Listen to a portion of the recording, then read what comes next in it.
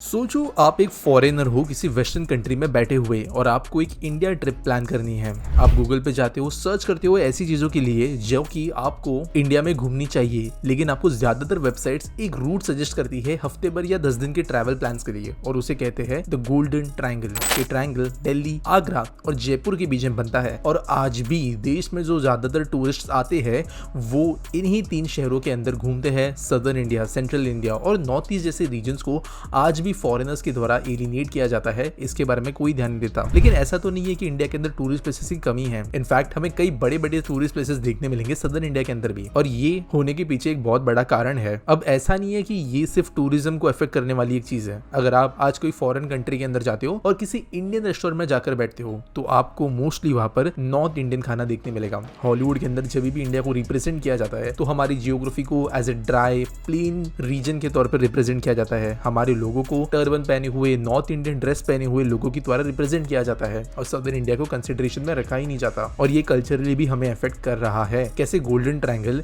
India का सबसे ज्यादा हेवी ट्रैफिक होने वाला फॉरेन टूरिस्ट रूट बना, इसी के बारे में आज हम जानेंगे। तो दोस्तों, ऐसा नहीं है कि गोल्डन ट्रायंगल कोई इंटरनेट आने के बाद का कॉन्सेप्ट है। इंडिया में कई 100 साल से गोल्डन ट्रायंगल हमेशा से एक इंपॉर्टेंट रूट रहा है फॉरेन टूरिस्ट के लिए, फिर चाहे वो इंडिया में काम से आ रहे हो या वेकेशन के लिए। अब ऐसा हुआ क्यों? अर्ली 1900 से दिल्ली ही हमारे देश के अंदर कैपिटल रहा है, जिसके वजह से ज्यादातर जो फॉरेनर्स इंडिया में आते थे उनका पहला लैंडिंग स्पॉट जो होता था वो दिल्ली होता था।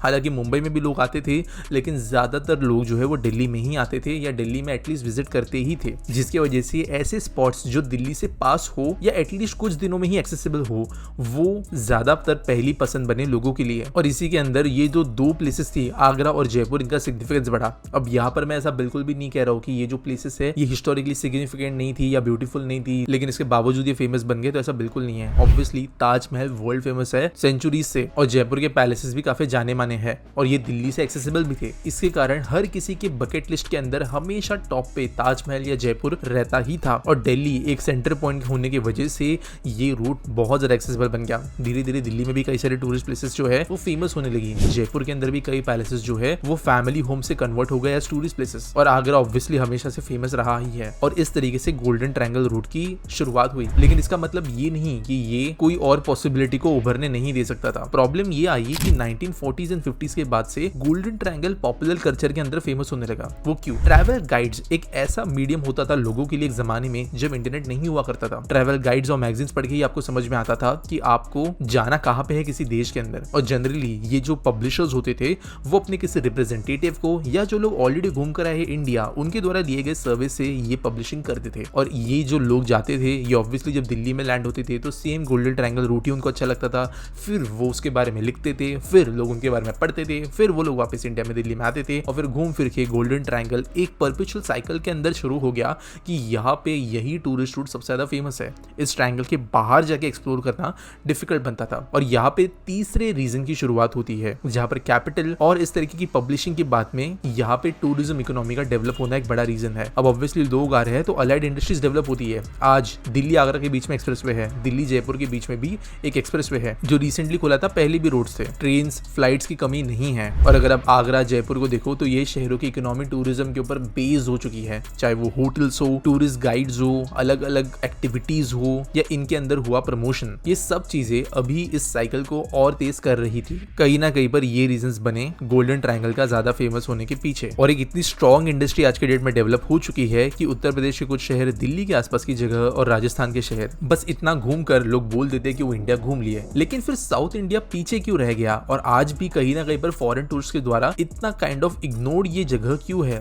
इसके बारे में समझते हैं। पहली बात, सदर्न इंडिया का जो कल्चरल अवेयरनेस है वो फॉरेन में नहीं है। जैसे मैंने हॉलीवुड रेस्टोरेंट्स की बात की, ये सदर्न इंडिया के अंदर से रिप्रेजेंट नहीं हो रहे आज भी फॉरेन देशों के अंदर, जिसके कारण ज्यादा लोगों ने इंडिया के इस साइड को देखा ही नहीं है, जो हरा भरा है, अलग कल्चर के साथ में है, अलग ड्रेसिंग के साथ में है, और काफी विभिन्न दूसरे टूरिस्ट स्पॉट्स के साथ है। उसके बारे में कल्चरली प्रेजेंट्स नहीं है फॉरेन कंट्रीज में, और इसके लिए साउथ इंडिया बकेट लिस्ट में जल्दी नहीं आता। दूसरी बात यह है कि सदर्न इंडिया का टूरिज्म इकोनॉमी इतने अच्छे से डेवलप नहीं है। हालांकि इंडियंस जो जाते हैं मैसूरू के अंदर, त्रिवेंद्रम के अंदर, कोची के अंदर, हमें तो केटर हो जाता है, लेकिन फॉरेन टूरिस्ट के हिसाब से कंपेयर टू ये गोल्डन ट्रायंगल चीजें कम है। इसका मतलब ये नहीं है कि लग्जरी रिसोर्ट्स या फॉरेनर को खुशी हो उस लेवल की चीजें यहाँ पर मौजूद नहीं है, लेकिन कंपैरेटिवली ये बात माननी पड़ेगी कि इकोनॉमिक एक्टिविटीज यहाँ पर कम है, कम लोग इन डिशेस के ऊपर डिपेंड है। आपको रेयरली कोई ऐसा शहर नजर आएगा मुन्नार वगैरह छोड़ के जो कि पूरी तरीके से टूरिज्म बेस्ड है। वो भी एक बहुत मेगा शहर है जो टूरिज्म पे बेस्ड है सदर्न इंडिया के अंदर है। हालांकि मुन्नार भी हम बोल सकते हैं कि टी इंडस्ट्री के ऊपर बेस्ड है, लेकिन अभी टूरिज्म यहाँ पे हैवी है। तो आप समझ सकते हो कि यहाँ पर वो इंफ्रा और वो